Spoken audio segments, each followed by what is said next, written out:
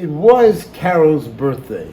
Now, being a gentleman, which I sometimes claim that I am. How old is she? Come on. That's what I was not going to ask. I want to hear that. Now, I think we should all, since she is the Carol number 2 is a regular, why don't we all sing her a happy birthday? Happy birthday to you. Carol number 2. Happy birthday to you. Happy birthday, dear Carol number 2. Happy birthday to you. Now, I don't know the 3 of your names yet, so I don't know your birthdays either. But I'm sure. Heather, nice to meet you, and you are? Sylvia. Hi, Sylvia, and sir? Tom. Hi, Tom. As long as it isn't Tom, Dick, and Sylvia. So anyhow, what I do before, okay, we have new people here, so I'm going to introduce myself. In fact, before I get talking about the movie that I'm going to show you today, to explain who I am to you, my name is John Carpenter. I am known as the Movie Man. Now, why am I known as the Movie Man? Because since I was 8 years old, I had a addiction, fetish, love for films that I knew nothing of and were totally odd and different. When I was a child, my grandmother was watching me. I was put in front of the old television set, and I was told, don't touch the tuner. What did I do? Broke it. No, I touched the tuner. And I stopped at something very odd to me as a child. It was a flickery, flashy, violent, speeded up, fast action, silent film. What I found out later from researching what the heck was that film that got me so addicted this became my life. It turned out to be Charlie Chaplin and Mabel Normand from 1914 in a one-reel comedy called Gentlemen of Nerve. Now, I knew nothing of this. What got me most interested in it, believe it or not, was the fact that the film had closer shots. And from those closer shots, I saw they had horrible teeth. Now, being a kid from a modern age, the 60s, I never saw people on TV looking so normal, so to speak.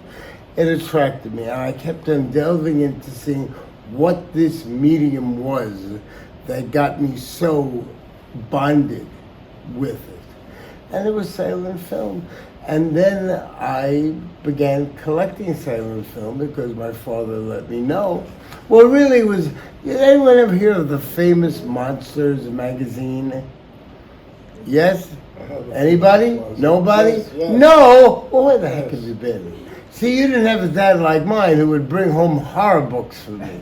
And these magazines all had pictures from horror films of the 30s.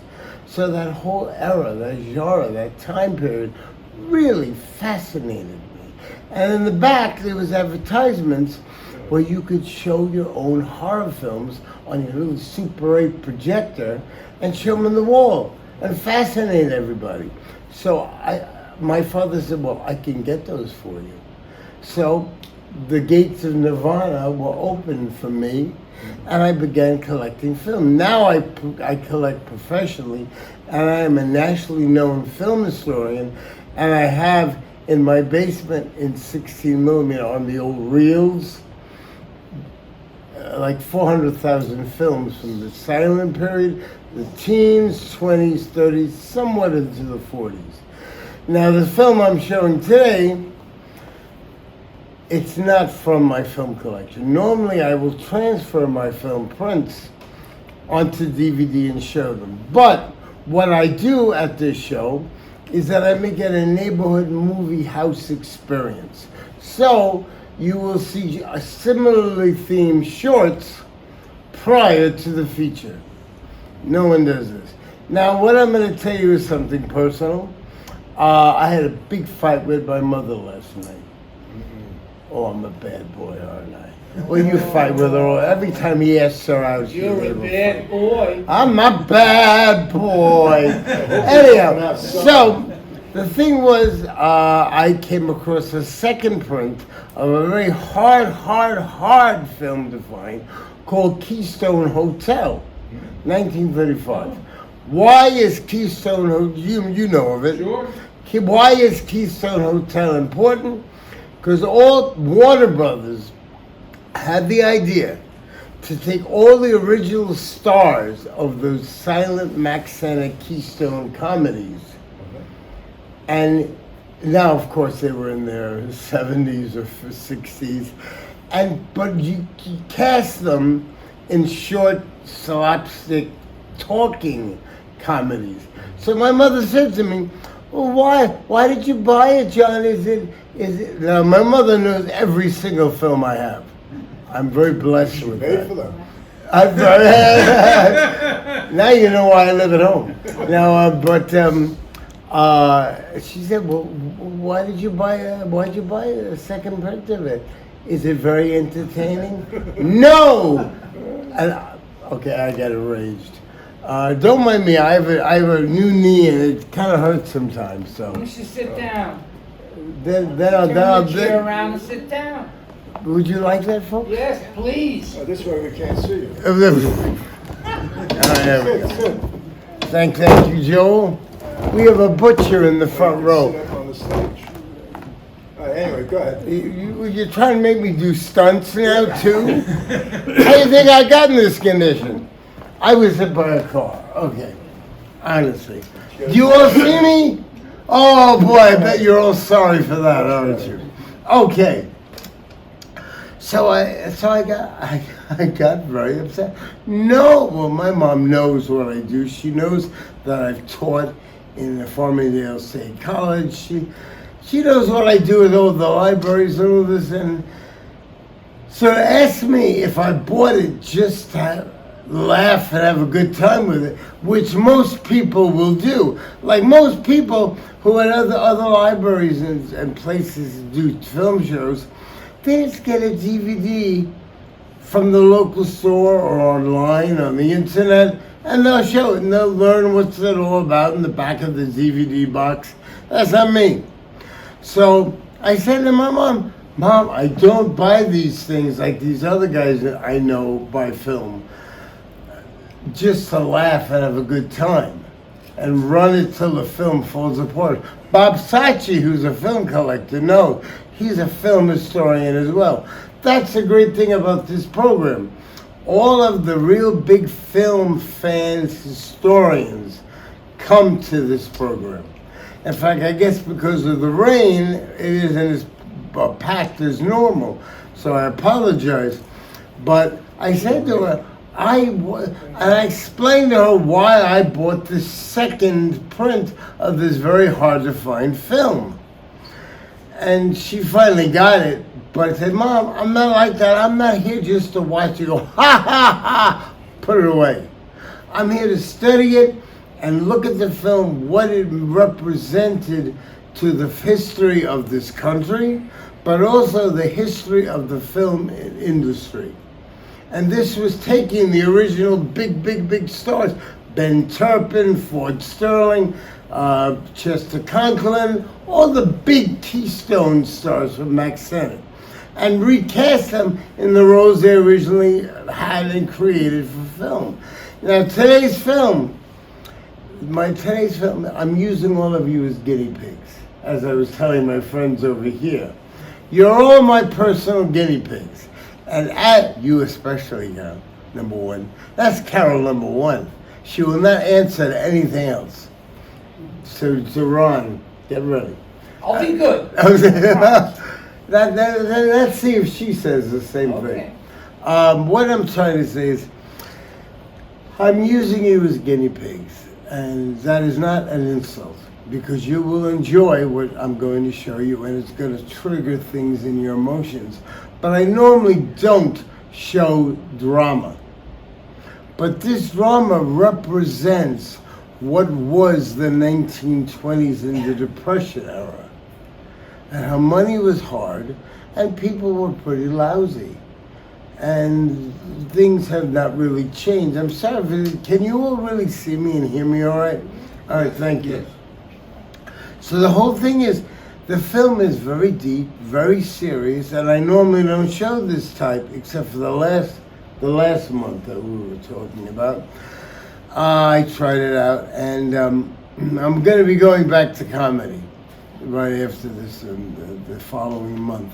But this movie really, I think, will really rip you apart because Warner Brothers was more of a realism-based studio. There's a very strong New York feel to it. And also, I want to introduce you to Warren William. Who's heard of or knows Warren William? All his movies are on, the mystery. Warren Williams does mysteries. I'm trying to think which one. Charlie Chan? No, not Charlie. Now, Charlie Chan, he did the. Home video. Pardon me? Warner Home Video. Oh, we have two very special guests came in. I'm talking about the babe. No. Oh, okay. This is Lee's side. Please give Lee. Lee has come from. What state are you in now? Not state of mind. Virginia. You're a virgin? Yes. Oh. Well, just don't let my wife know. I'm. Or just don't let my son know. Oh, anyhow, I'm so glad. Lee has been very sick. He's been here for. He's one of my biggest film fans, and I Don't love. believe a word he said. I don't know who you are, but you. I don't know why that they don't. Oh, it's so good to see you, Carpy. Oh God, Oh, love you, man. Thank you. I don't know about the rest of you, but no. He is the greatest. Lee used to. I met Lee on Facebook, and Lee started coming to all my shows. He's a big film historian himself. I'm a Laurel and Hardy nut, or a Hardy and Laurel nut, and I collected films for many years. The old, started with Castle films years ago. Black Hawk. And Black Hawk Films, otherwise known as the Eastern Film Corporation. Yeah, Right? no, but thank you, Joni. God bless you. Thank you so much. It's so good seeing him. You don't know. It's terrible seeing you, John. Well, that's very good. At least we have different opinions. Always, that's right. I mean, if you were to agree with me, then I knew something was wrong. Either that or your wife's paying me. Well, yeah. Matter of fact, excuse me. Were you always using a cane too? No. This I was okay. I was hit by a car. Yes, I should have got a stuntman, but Cliff over here was not available. So I was hit by a car in 1986. I was in a coma for 3 months. Not an exclamation mark, but a coma. Coma. Anyhow, the jokes are still badly. You'll see that. What was the old three Stooges routine? Oh, he's in a coma. No, I'm not. I'm in a bed. So anyhow, back to the film. And Lee, God bless. Thank you so much for coming in. Love you, Carpenter. I love you too very much. Johnny, You're a it's pal. always an honor to see you. It's a great pleasure. So anyhow, okay. The film today is a real big drama. Before it, I have a real risque musical comedy short called Nifty Nurses, which reminds me, I have a nifty nurse here. My nurse practitioner, Fina, who will prepare me to help you understand this film. Thank you, sir. We all know nothing couldn't be finer Thank you. Sing it. than to be in Thank you. Carolina. 1 minute, 1 minute. There we go. Look, There thank go. you. Anyhow, Cliff figures that if I'm going to show you a medically related super drama, I should look the part. Now, I know Joel is going to be asking me for free medical advice, as is Lee. Please. So, Do you take Edna? I'm just curious. Edna provides. And then we take, So anyhow, but now, so this film is all about medicine, and what I really want to do is introduce you to someone who is normally thought pre-code. What is pre-code? Pre-code is pre-decency coded films. Now, the films of that time were pretty realistic, which meant they did hint on sexuality, the things that were happening, and it didn't shock the people in the seats because they knew in the real world outside of the theater doors, these were the realities that were going on. But Hollywood was putting them in their films. Now, the Catholic associations didn't like this, and they made a big thing with Washington, and what they wanted to do was have Washington take over viewing the decency of the films of that time. Washington said, Hollywood said, no, we don't want Washington to run things and be a czar, so to speak, since that's so commonly known nowadays and used, that term. So they picked the most blandest, boringest guy, William H. Hayes, who was our ex-postmaster general, to be the guy who was going to be judging and looking over the scripts before they were produced. Now this film, though 1934, 1933 is when it started being in effect, some films were still in production. So they passed very easily over that decency-coded stigma. So this is one of those films. And in this film, if any of you plan on going to the hospital or the doctor, this film is going to definitely... Put it on soon, I'm going to the hospital. Come on, put it on. All right, well, with that wonderful request, Heather, I'm surprised you didn't throw it. See, Heather looks so intrigued in what I'm saying. That's why I'm continuing on. Anything for a lady. You are a lady. Okay, well, he won't like you then. Not that he would like a man, but he doesn't forget it. Bad joke. Anyway, now first, okay, well, something I also do, which I think you're not going to yell at me for, I give out presents. Because I do shows every other month. So since I want to keep you all addicted, I give you free, from my collection, DVDs.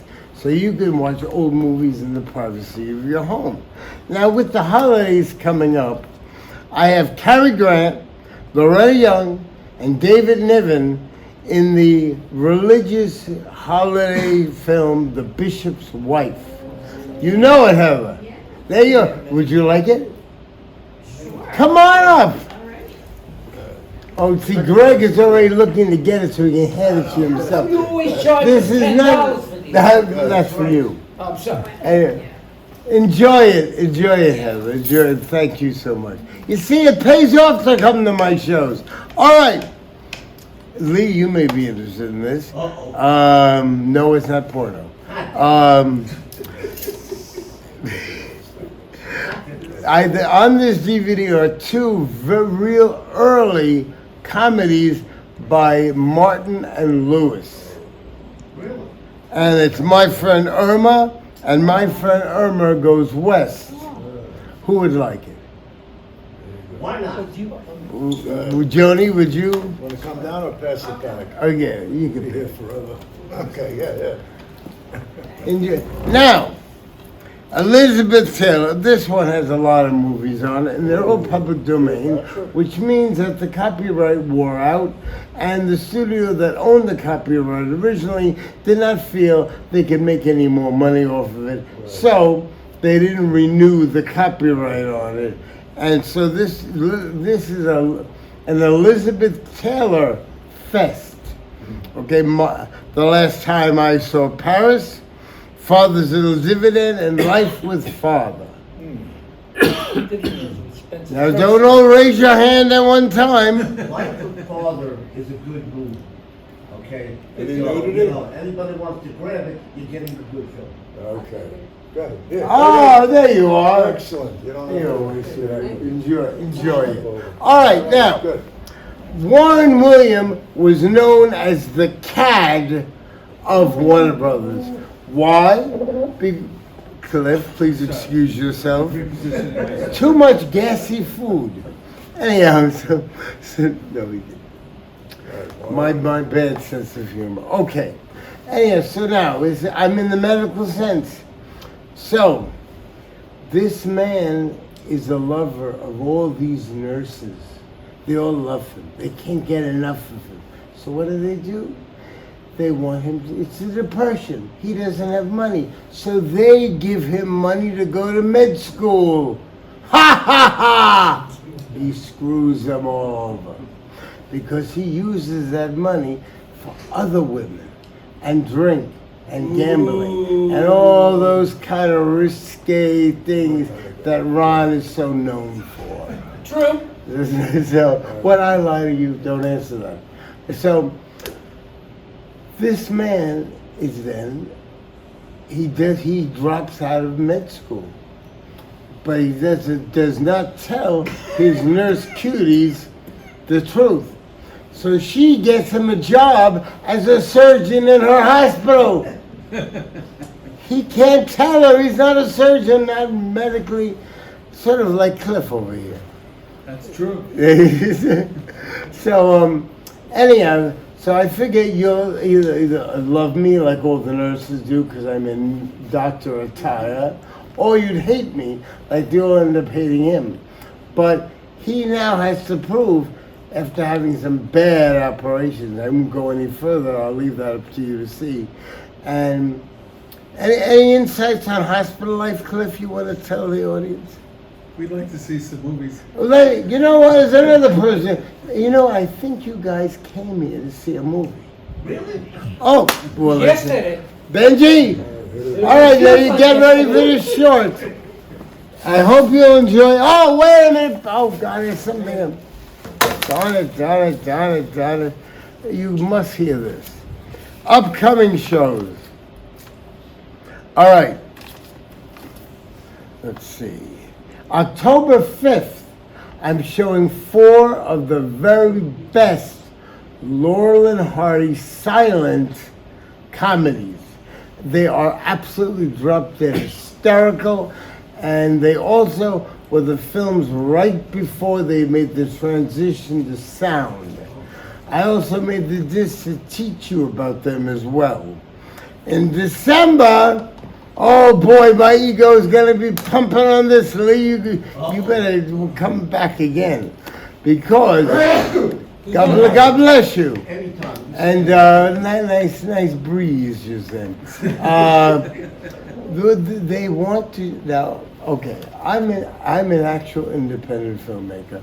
I've loved these old movies so much. I wanted to experience what it was like to make films like this. So, I've had 3 films in the movie theaters out here, and independent. Don't sit down, Benji. I'm not going to talk long. Anyhow, there's going to be a homage to the comedies that I have made that I'm in. So that's December. February is Mad About Mad Scientists, a program I put together of all comedic and also the worst mad scientist horror picture ever made, Maniac. All right, Benji, roll them. Sorry, folks, for the gab.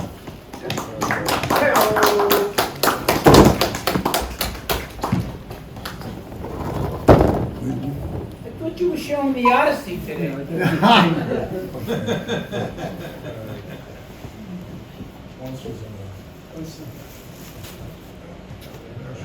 National Recovery Association.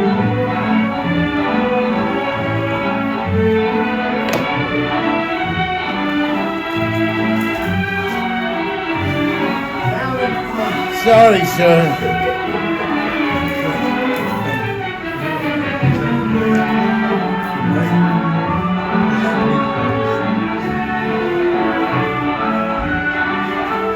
You live in isn't a world of facts and figures. It's a world of dreams. Maybe that's what I like about you, Irene. You're so beautifully foamy.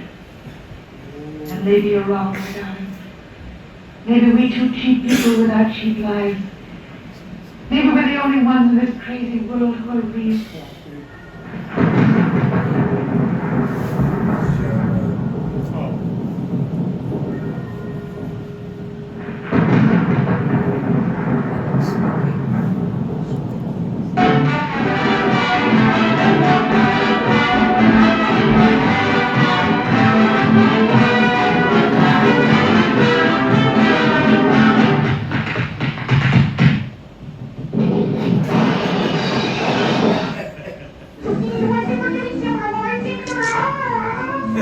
If you're Bing Crosby, put in those whistles. Sing, sing, sing! Yeah. Do you want it louder, folks? No, Okay. no. Where the blue of the night meets the gold of the day, someone waits for